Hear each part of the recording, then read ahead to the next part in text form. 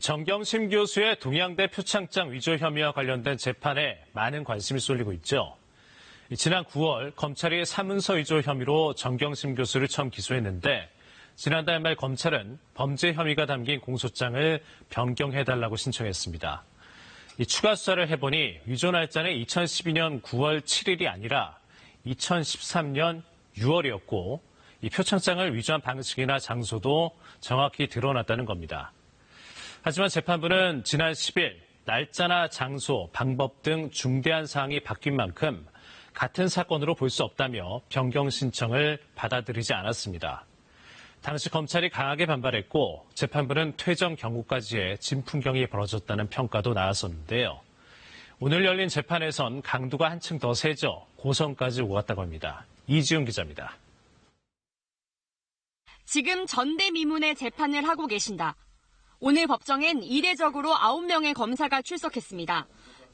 수사부서장인 고영곤 반부패 수사 2부장까지 순서를 바꿔가며 송인권 부장판사를 상대로 한 강한 항의가 초반부터 이어졌습니다. 직전 공판 때 검찰의 이의 제기가 조서에 빠졌다며 직접 설명할 시간을 달라는 검찰. 재판부는 빠진 내용을 보충해 수정하겠다며 재판을 진행했습니다. 검사들은 발언 기회를 달라고 항의하며 반복해 일어섰고 재판장은 수십 차례 가까이 앉으라는 말을 반복했습니다. 여러 차례 고성까지 오갔습니다. 앉으세요. 못 받아들입니다. 이러면 재판 진행 못합니다. 재판 진행 후에 의견 말씀드리겠다는 거 아닙니까? 사전 의견서 읽어봤습니다. 이의 제기하겠습니다. 이의 기각하겠습니다. 듣지도 않고 기각했다고 조서에 남겨주세요.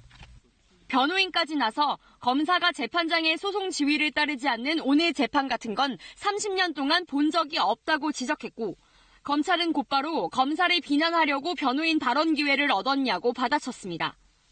수사기록 복사가 늦어지는 것을 두고도 변호인과 검찰 사이에 목소리가 높아졌습니다.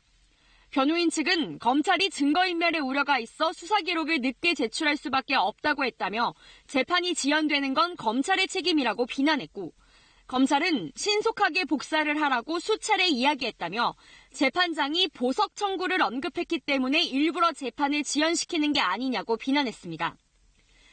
향후 재판에서도 이례적 모습이 계속되는 게 아니냐는 우려가 나옵니다.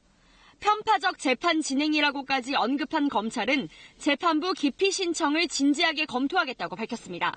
KBS 뉴스 이지윤입니다.